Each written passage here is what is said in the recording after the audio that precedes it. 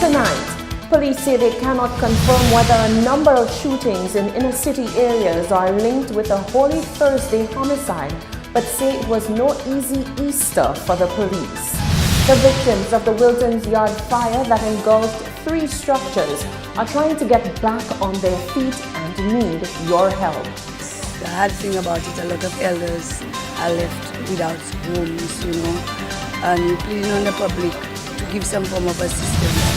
And the Archbishop speaks out on criminality and pleads for ceasefire amid an Easter weekend replete with gunshots. We continue to sell our brothers and sisters today for 30 pieces of silver. We have the details of these stories and more coming up.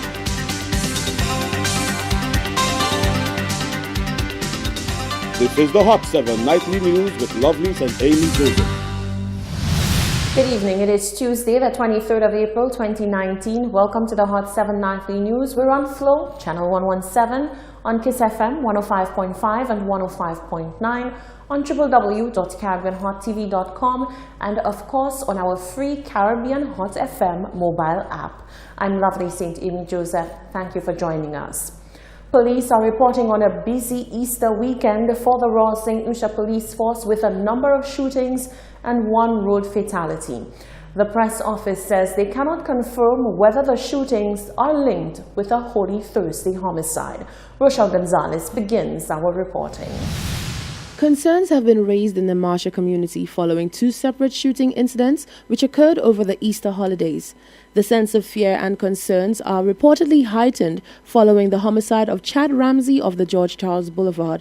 Ramsey's homicide occurred along the corner of Broglie and Brazil Street on Thursday afternoon. On Tuesday morning, Press Relations Officer of the Royal St. Lucia Police Force, Corporal Ann Joseph, told Hot 7 News that there were no fatalities. The first reported incident occurred on Saturday, April 20th, 2019, about 11 p.m., where a 47-year-old male and a 56-year-old female sustained non-fatal injuries during a shooting at Two Rouge in Marcia. And the second was about 11:30 p.m. on the 22nd of April 2019, where officers attached to Marcia Police Station received a report of a 33-year-old male who was seen along the Marcia Main Road with an apparent gunshot wound to the abdominal region. He was conveyed to a medical facility where he received treatment and is currently admitted.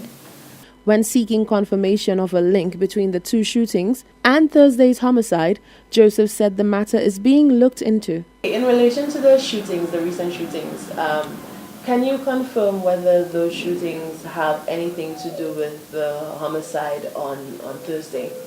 Okay, it is very early in the investigative process and we cannot, for a lot of reasons, confirm that information. But again, if you do have any information relating to any suspicions or anything about this homicide, you are asked to contact the Major Crimes Unit at 456-3754. Corporal Joseph said currently no one is in custody for the 2 separate incidents. Reporting for Hot 7 News, I'm Rochelle Gonzalez. Thank you, Rochelle. Catholic Church leaders have expressed concern about the level of criminality on island. The church leaders used the annual Way of the Cross, celebrated as part of Easter proceedings, to make a plea to citizens to value life. Solange Alfred tells us more. The Way of the Cross serves to remind Christians of the last stage of the arduous journey walked by Jesus Christ. This tradition is a mainstay in St. Lucian culture as part of Easter weekend celebrations.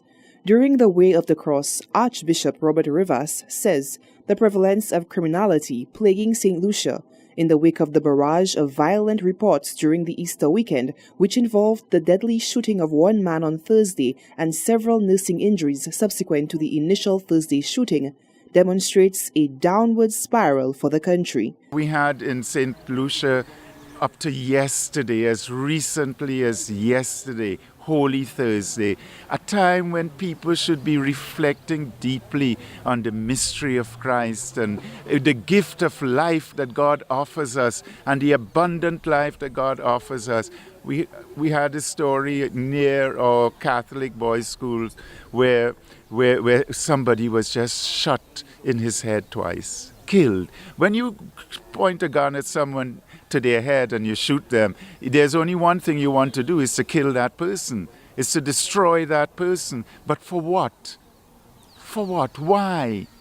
And where is this going? How long is this going to continue? Archbishop Rivas is of the opinion that corruption from all levels within society continues to proliferate and heightens unlawful behavior.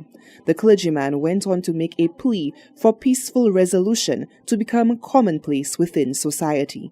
This is a challenge for us, and as an entire society, we have to deal with it. And I appeal to those who are committing crime in our society, crime at any price, to please, please, please find another way, a peaceful way of resolving your differences. The man of the cloth notes senseless killing for a price, for revenge, or to settle differences remains a travesty of justice that works towards a state of anarchy. He says for peaceful resolution to occur within the nation, swift change is needed for lawlessness to be silenced and the voice of truth to prevail. Reporting for Hot 7 News, I am Solange Alfred. Thank you, Solange. The Wilton's Yard fire ravaged 3 homes on Thursday night. The resulting destruction has victims struggling to return to some level of normalcy in their lives. But to do so, they are going to need your help. Calls are being made for St. Lucians to donate whatever they can to the fire victims. The victims of the Wilton's Yard fire that engulfed 3 structures are trying to get back on their feet, but the road ahead will undoubtedly be long. Delphina Joseph says the fire and the destruction that it has brought to bear on her family is weighing heavily on her. She's fresh on retirement. She was looking forward to putting her feet up after decades of work, but instead she is grappling with a house in ruins. I am 65 years old. I just retired from electoral department after 36 years in December. And I've lived here all my life. And I've raised 5 children. Okay? Last night when we were asleep, was only one of them here with me. All others overseas. My husband, the people started calling him and telling him there's a fire next door. So we were so dumbfounded. We just stood there. And then we had a little boy, 7 years old. We have a back at the back there, escape route. We always have that there. And then we just I took, my daughter has some of her certificates and everything. So it's always in a tub for emergency. So we took it. And praise God, the album, which I forgot, my grandson traumatized, his birds perish. So, but we have our sister at Marisil, so right now we slept there last night. Meanwhile, one victim whose house received some damage in the fire was incensed by the response time of the fire service. The fire engine is too slow. They're too slow. From the time my son called me and tell me, wake me up and say, fire, we start calling the fire service, and up to now, they let the house, all 3 houses burn one time. How long you would say that they took between the time you all call and for them to get here? Call it an hour. Wow. An hour. And had water that just in the flood there, you all let so many houses burn. Just in the flood there, that's too many houses that burn. They're too slow. Now, as the popular adage goes, a friend in need is a friend indeed. And so friends and neighbors of the fire victims have sprung into action, helping those affected to clean up and salvage what they can. Peter Reynolds was one such good neighbor who made it to the scene immediately after news of the fire broke out. He says he would like to see good Samaritans come together to offer any measure of support to the fire victims. In total, 3 houses were completely destroyed.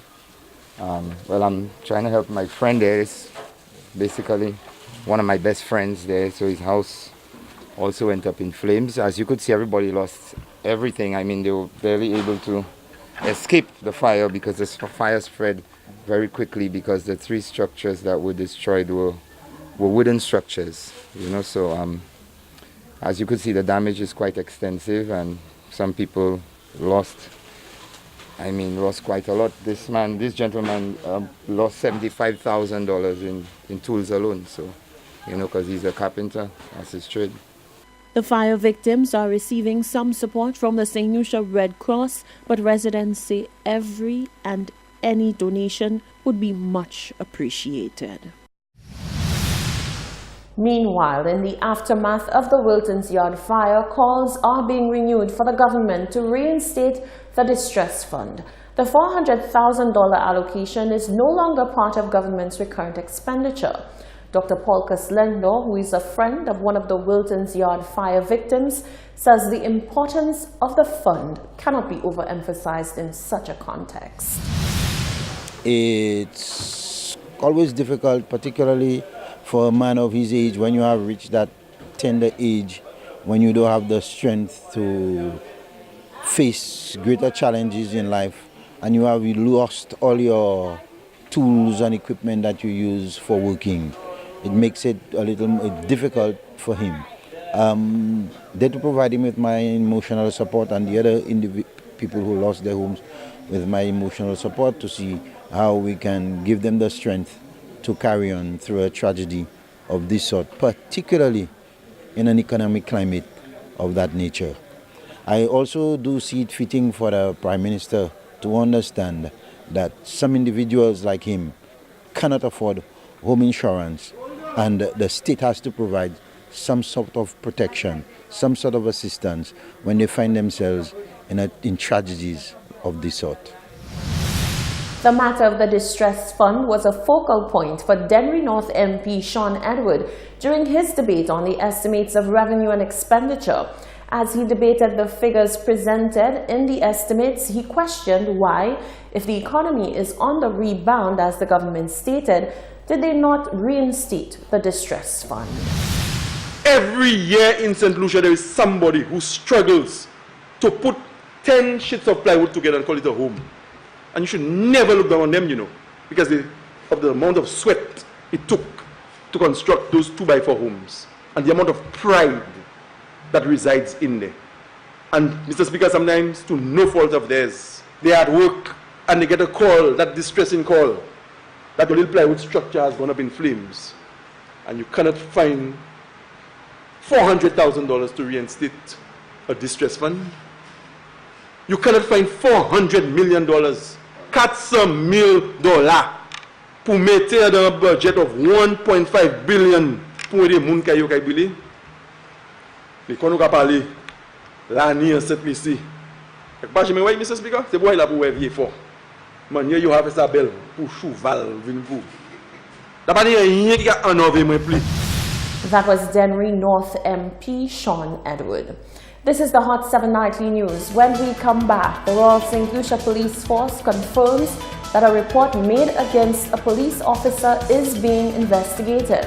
Officials in the Ministry of Health are dispelling misconceptions surrounding vaccinations and alleged side effects attached to them. And meet the new Miss Plus Size Universe, Annabelle Rollins, and Soufre's Sizzling Six. That and more when we come back.